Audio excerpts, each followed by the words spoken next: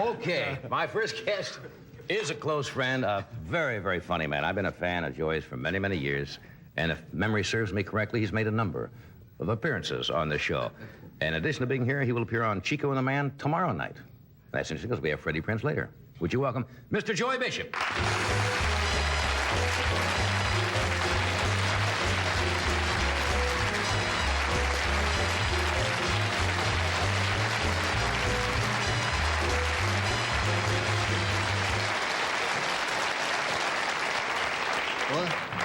This is one of the most exciting nights of my life. I'm finally getting to meet him. You son of a gun. Finally. After all of these times. Listen, first of all, I want to thank you very, very much because you're a very, very gracious person. Each time I pinch it for you, right, you never failed the next night when you returned to thank me. That's true. I may have done it 150, 200 times. Right. You always thank my friend. Except one night, I have the date here. July the 11th, 1970. It was a Tuesday. I pinched it on a Monday. Yeah. You came back, and you didn't thank me. And I've been watching the show now for 5.5 years, hoping. And I thought maybe this would be a heck of a good time for you to thank me for pinch hitting for you in 1970. Then you won't be obligated. I want to thank Joey Bishop for doing a great job on the show. What was the name? Wait a minute. I wasn't pinch hitting for you. I was pinch hitting for somebody who was pinch hitting for you. I want to thank Joey, who was substituting for the guest host. Right. Who was reaped on March 3rd, 1970. How are you, anyway? I'm fine. How Good you to see feel? you. Good to see you, too. You're doing Chico and the Man tomorrow night? I did it. And, yeah, right. And it's a tape. a delightful show to do. Did you play you, or did you? I didn't play myself. I played a guy named Charlie, who was an insult comic, a la Rickles, but couldn't make enough money to pay for the hospital bills that he got from insulting people. So I become a crook. And Chico convinces Ed, the old man, to keep the garage open all night. And the first night they're open, I rob him. You know, having seen you work and knowing the way you work, you're basically a reaction comedian. You play off of things. And yet, although you've done tape shows or film shows, don't you find that format sometimes where you're working on film a little confining? Don't you kind of like to freewheel? I know I do. You can get up and you work an audience and you stop it, you go over here. But when you get locked into the script, you got to do it. I think this type of show, unfortunately, you're healthy all the time, but this type of show, I think, is the easiest.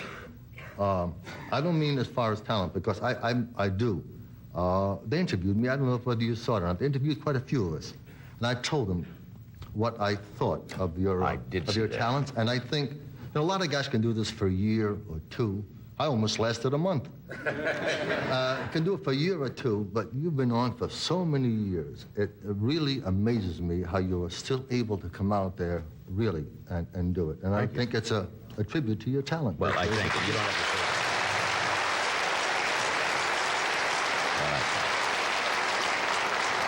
Now, let's see. Now, I say something nice about Joey, and then you say something nice. No, you didn't have to say that. You know that, because I get a little embarrassed when people say that, but I know you mean it. I do. And I thank you. I mean it. It's just myself respecting the talents of a great, great talent. I got out of the car today, and I was in the parking lot. You happened to be out there, and I was smoking a cigarette.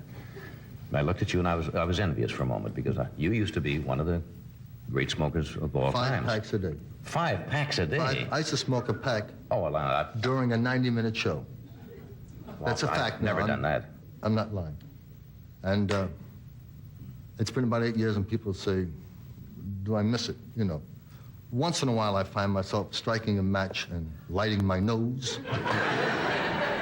I have a friend of mine who's really a fiend. 5 packs. 5 packs. If I tell you the brand, then you'll go, wow. No, don't. You know, because it's a strong brand. Some people, forgive me, but some people smoke after sex. I got a friend who smokes during sex. You will not believe where he puts his ashes. That is called savoir-faire. You can pull that off. So 5 packs a day. What happened? Now, you may have discussed this before, and without preaching, because as you know, there's nothing worse never. than a reformed smoker or drinker who now patronizes and says it's a terrible thing, which it probably is. Why did you decide to do it? Okay, I was going, it was November of '68, I was going to Vietnam. Right. And I decided for the 3 weeks that I was going to be over there, I wasn't going to smoke. So I boarded the plane. We left Seattle. I boarded the plane, threw away the cigarette, and didn't smoke for the 3 weeks that I was over in Vietnam. I never felt like smoking again. That's Never. incredible. I did have one substitute. They had a cigarette come out with lettuce leaves. I don't know if you're familiar. Oh, I no remember tar, that. no I remember nicotine. that. And you can smoke it, and it's terrific. I find it very difficult. To give up? Yes. Well, I gained 35 pounds when I quit smoking. That's I swear compensating, to you. isn't it, for While something to I do with was your... eating, I was thinking of what to eat. I swear to you. I was eating a roast beef sandwich. I said, when I finish this, I think I'll have a hamburger. I just never. But you got rid of that. You got rid of the weight. Then I went on a diet. I became very, very conscious of diets. Do you feel better? Is everything better? Is your Let me sex put it life this better? way. I would change places with you in a minute. No. Is my what life better? Is your sex life better? I hear that all the time. They say you quit smoking, your sex life improves. I knew I had a reason for quit smoking. No, I don't. Improved? Well, I mean... That's assuming that I wasn't doing too well in the first place. No, I didn't mean... I didn't mean that you weren't a hit. Oh, okay. You have more energy. You have greater desire. I have a greater desire, but I don't think I have the energy. I knew there was a hook in this whole thing. We got to take a break. We're coming right back.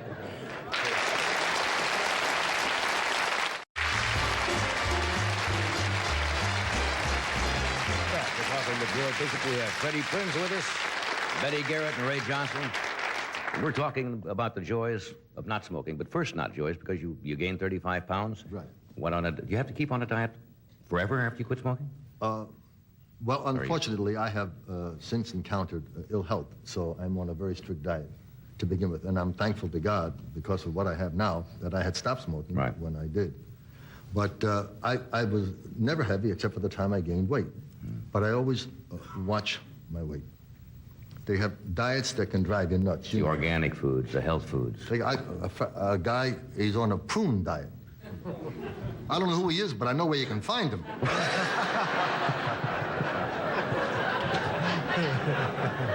I had to ask. You, when are you going to Vegas? I open Vegas Thursday.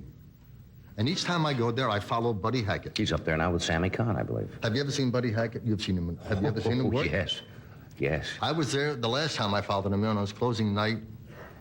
I sat behind two nuns who must have gotten in there by mistake. Oh. He was on 5 minutes, and one nun said to the other, "Let's get the hell out of here." Or words to that effect. Yeah. He is, and I have the lovely Teresa Brewer on the show, co-starring with Yeah, me. she's a doll. Yes. She never ages, that lady. No. You know, from the time she started, she's still got that little teeny voice. Yeah. And still is like a teenager. So you work up there 2 weeks? 2 weeks. Right. Unless you heard something, John. No. Are you going to come back and do television? I hear rumors, but you know this town is based on rumors that everybody's going to do a show, and you're thinking... I'm involved in something I've written. I haven't submitted it yet, but I think it's going to be exciting. You've seen celebrity tennis, right? Right. Celebrity golf, celebrity bowling. I'm going to host a show called Celebrity Sex. Two well-known couples. One couple gets shot out of a cannon into a nearby motel. And what they do in midair, that's their business. I'm kind of excited about it. The slow motion replay will be the clincher. Oh, gosh. And in slow-mo. What would you've been watching the television season, and we've kidded it, because even though it's our medium, why you can kid television. It's not been the most electrifying season that's come down the pike. Right. Do you watch a lot of it? I think I'm as avid a TV fan as... I do, because it's our business, and I like to know what's going on. I watch it all the time. I would like to see, for example, certain things, when I see them, I question them. I would like to meet Mrs. Olson's husband and find out what he thinks about her coffee. You know, little things like that. Like to see Lassie stop at a tree once. Never see that. I would like to see Muhammad Ali squeeze Mr. Whipple. Little things like that, I get. You brought up Mrs. Olson. Now, this is just, there's no joke, but it's interesting. She wrote me a very nice letter once because we've done jokes about her, and she's a lovely actress. And I forget her name. Virginia? She's a beautiful... Excuse me? No, not Graham. Excuse me, I didn't hear her last name. Field. No, it's not. She's married to Fritz Feld. That's right. Right, she's a beautiful... F-E-L-D. You know, remember Fritz Feld? Sure.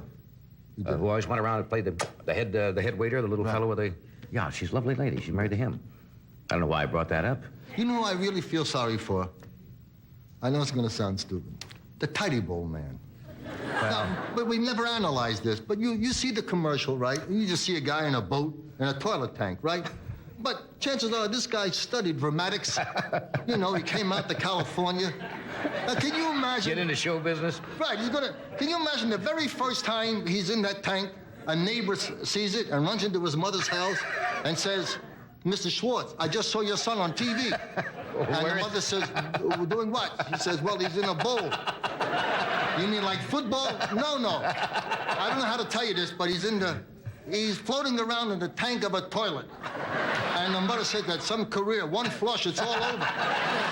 Things like that make you kind of wonder. I don't know why that stuff goes on.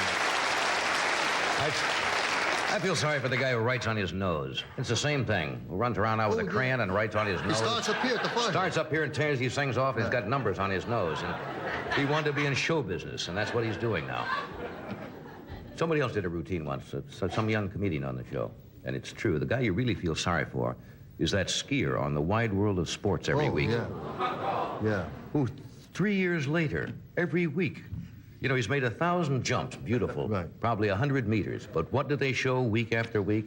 The agony of, and this poor guy comes over and breaks every bone in his body for the 1,000th Actually, time. he just won an award for skiing the longest on his behind than anybody else. He got a 5.6. Yeah. Do you do when you talk? Do you get involved politically at all? Do you talk about what's going on? I used to get involved politically. I think the last time I was actively involved, well, I did the inaugural for John F. Kennedy. Right. And I'm a little worried now. I mean, when I hear President Ford say he's thinking of going to West Germany to talk to the Kaiser, I'm a little worried. Then they say, can Ronald Reagan, you know, an actor, make a good president? He's not an actor. No. And he's got about 40 movies that can prove it.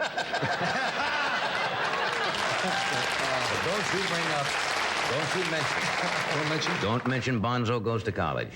Because Freddie DeCordova directed Bonzo Goes to College. Oh, yes. Producer of our show. And 2 Bonzo pictures you did, right? Yes.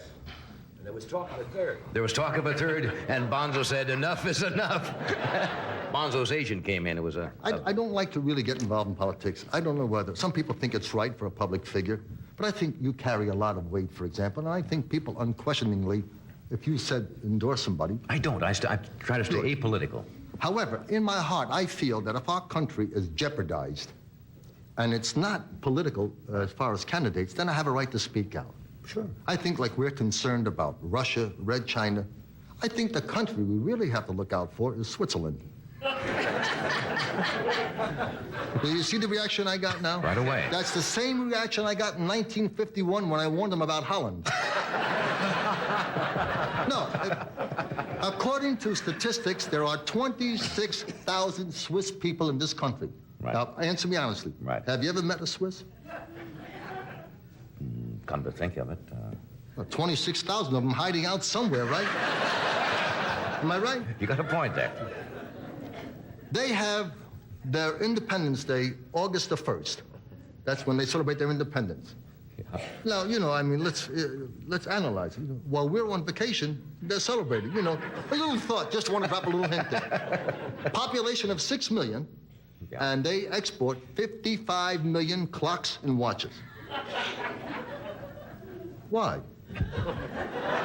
You know what I mean? No. Like, for example, and they have like little things that are subliminal. You know, like the cuckoo clock. Well, you hear cuckoo, right? You know what cuckoo means in Swiss? Blow it out. Check on that. Well, don't have to check on it. I wouldn't come here without facts. Now, our national flower in this country is the rose. You know what the national flower is? You know what their favorite dish is? No, what's the favorite dish? Fondue. Okay, think it over for just a second. Their national flower is the Edelweiss. The Edelweiss. Now, I tell you this because if they should ever take over, on New Year's Day, we'll be watching our television sets, we'll be watching the Edelweiss Bowl. Just a little, I'm only trying to help my country. And that whole parade with all those floats, all Edelweiss. All Edelweiss. That's You wanted me to get involved, I didn't want to get involved. You wouldn't lie to us. You came here with the facts on this. John, when I come out here, you remember one thing. I'll learn you. No, I never come out and make up things like this. These are absolute facts. Well, that'll give us something to think about. Switzerland. Switzerland. Think about it. Remember, he warned you. Take a break. We'll be right back after this. The Edelweiss. I didn't know that.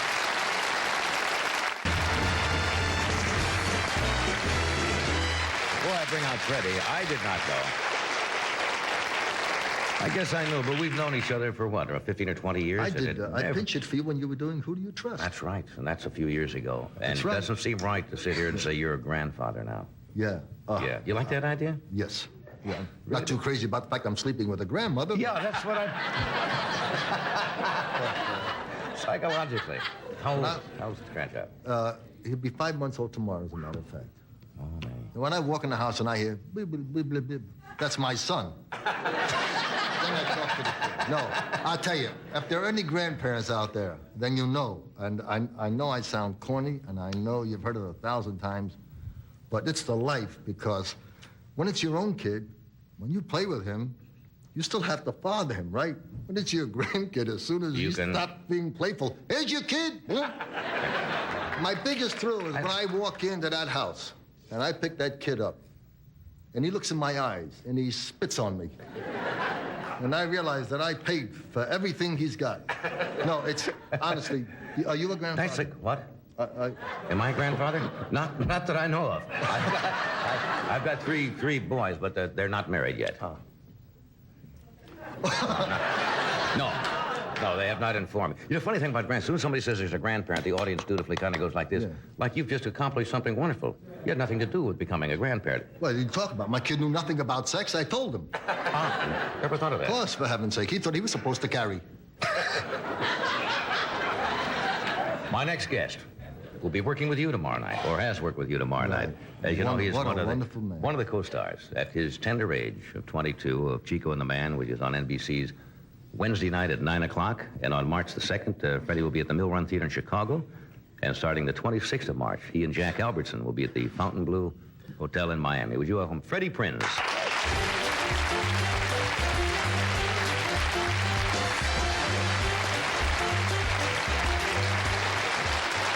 Looking good. Thank you. I just came back from New York. I was there to visit all the Puerto Ricans. They had the Puerto Rican Day Parade. There was 500 cars going down separate streets, stalling out simultaneously. All Chevys, right? I drive a Chevy. I drive a Corvette. See, but I'm one of these crazy drivers, you know, like 90 miles an hour.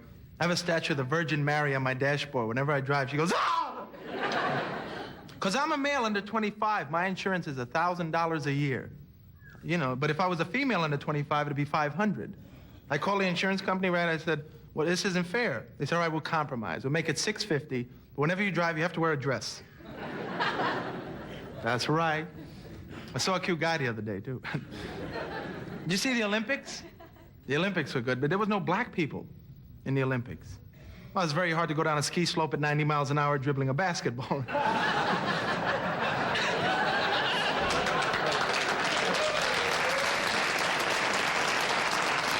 The Puerto Ricans would have loved the Olympics, right? Great. Go down the 90-mile-an-hour purse snatch. Bye, lady. They talk about all ethnic groups, though. It's like Germans. Did you ever notice? Germans are great people, right? The French love them. They have them for house guests every 25 years. But Germans cannot whisper. They just don't know how. God bless them. They try to whisper, but they can't whisper. You ever see them try? They go, psst, that guy's queer.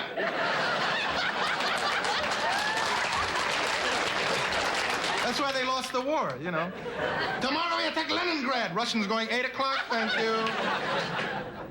And like, you know, you take something simple like asking the time. You go down south, you know, excuse me, do you know what time it is? Well, sure as hell do, hold on there. It's 3:30 or 9. In there somewhere. You know, yes, a black dude in L.A. Do you know what time it is? Do I look like Big Ben to you, sucker?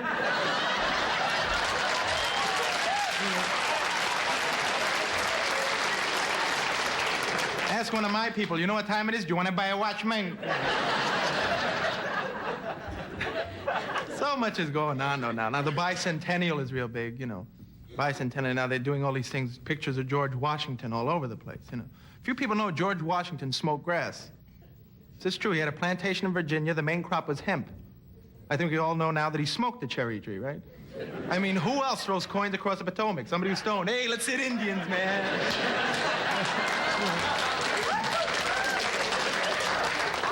Nixon went to China. Good. Right? You know why he's there? The Chinese are giving him an award for screwing up our country. Yeah, you're doing very good, Rich. Here's $1 million. I thought I saw him on the plane. I came back from New York, and for a minute I just freaked. I said, oh, no, not on this plane, you know. Like, once I flew with Pat Boone, I knew we weren't going to crash. You fly with Pat Boone, you stay up forever, you know. You don't have to land, they just drop you out and you float to the airport. Because usually I'm afraid to fly, because the pilots get me crazy. I wish they wouldn't talk at all, you know, but they wake you up. They would say things like, ladies and gentlemen, we're hitting a little air turbulence. There's no need for alarm. Please keep your seatbelts fastened. Thank you. Except when I'm on the plane, it's always, oh my God, we've had it. Then I love their little sightseeing tips, right?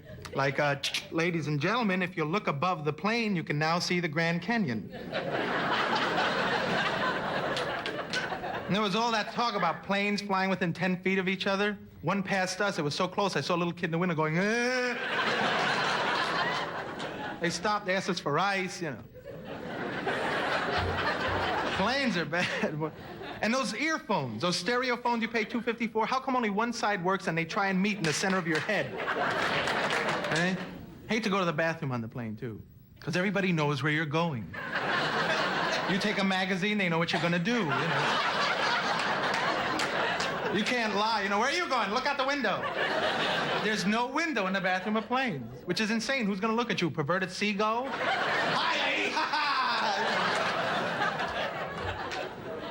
And now they have that camera with the TV so you can watch what the pilot's doing, right? It's very official. It's always, okay, we'll land in 8 minutes, give me full flaps, you know.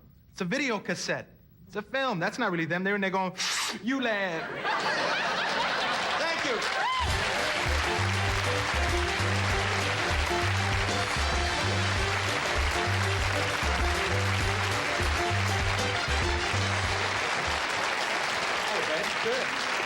We gotta do this first. We'll be right back. Want to ask you about something I've been hearing about. You can confirm or deny. Oh, yes. Or whatever.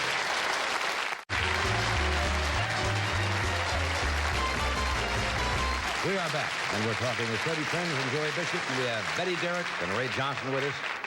Has this publicly been made known that you're going to become a father soon? I'm not sure, but yeah, any day now. What do you mean you're not sure? Well, I'm sure that she's going to have the baby, yeah. Oh. I'm sure it's mine, too. Of course. But, well, congratulations. Thank you. Any day. Any day? They said March 10th, but I don't know. Well, Yeah. no. Well, I met your wife. She's a very lovely girl. Thank you. And you're just 22. Yeah, that's a big the thing about it- responsibility, you know, to take on. Well, yeah, you know, what people were telling me about, though, was, said you got married young, Right. but that, say, the baby's due any day, but we married 6 months ago. For all you gossipy little month counters. And, but I don't think there's anything wrong with that, you know. Well, you're married. For me, it's great. You know, Puerto Rican usually have 40 kids in 3 months, you know. We got to get back our island. We need manpower, for God's sake. No, but- So this is... Are you excited about it? Oh, yeah, I'm like a basket case, you know, like, she said, well, you have to pack a bag for when I go to the hospital. Absolutely. You know, and I packed my own bag. No, you're supposed to pack her I bag. know, I realized I had to pack her bag, you know, and then she gets me nervous because I have to do the breathing exercises with her. Was she going to have a natural Yeah. natural childbirth? Yeah, and I'm there for it. You know. are in the delivery room. In the room when the stork comes in. And you have to breathe with your wife, and like, the It's panning. to help her relax, right? The dog was staring at us when we were doing it. It's like... Next thing you know, they'll be at the bowl with the food. Oh, God. But it's great, you know, because, like, I was, we planned to get married last year. Right. And, You come from a large family? no, I just have a brother and a sister. Just really? And they're both in Puerto Rico. They're married. That's good. Not to each other, but they're married. Well, People think we're kinky, but not that good. But, I read someplace last week where it says people who become parents now, what it costs to raise a child to the age 18. Do you have any idea? no. About $100,000. Maybe it's not too late to get an abortion. Oh, no, don't say that. No. Oh, I'm only kidding, America. I wouldn't do a thing like that. $100,000. Does that frighten you at all? Well, what you do is wait till he's 17 and get rid of him. Save all that last year's Well, that's expenses. last year's money. No, I don't care. Because So if you- I've been saving my money. You have? Yeah, all I bought was my house, my parents' house, some land, and a car. Because I'm a speed maniac. Yeah. With the cars. Motorcycles, anything. The cops, they know me because I always chase them. That's how fast the car is. You had any major fights yet since you've been married? Yeah, we had one biggie. I mean, where it's time to say, get out, and I'm going to stay over and don't call me and all that? And don't ever call again. That's what it was. It was, late at night, I watch a lot of the old movies in my house. Like Marx Brothers and Fields and everything.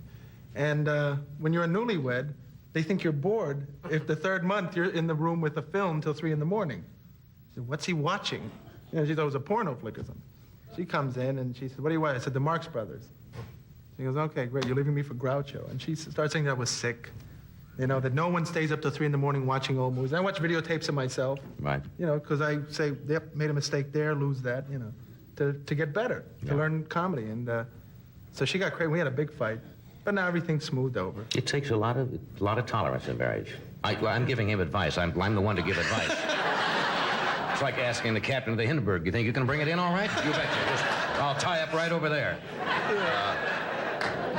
No, but You know what worried me? those of us who have had some problems sometimes are in a position to... Well, the alimony is what scares everybody. When I got married, Excuse me. See, I got married in Vegas, and I called up my friend Nat in New York, this black dude, and I said, Nat, I'm in Vegas and I'm getting married. He said, if you're going to gamble, why don't you play blackjack? Because, that alimony, I thought about that. And people said, well, you can have your wife sign a paper beforehand. Right, and then how they hold that in your face, No, that's no way to start. You never loved me. You made me sign a contract. That's right. And I know from contracts, believe me. Anyway, I hope the baby comes on time, as well and healthy, and it'll make a difference in your life. Yes, I'm looking forward to it because I love kids and animals and things like that. So, well, that got a laugh. I'm right with the pencil. Well, it's great. Thank Happy you. for We'll take a break. We'll be right back. Betty Garrett's with us and Ray Johnson.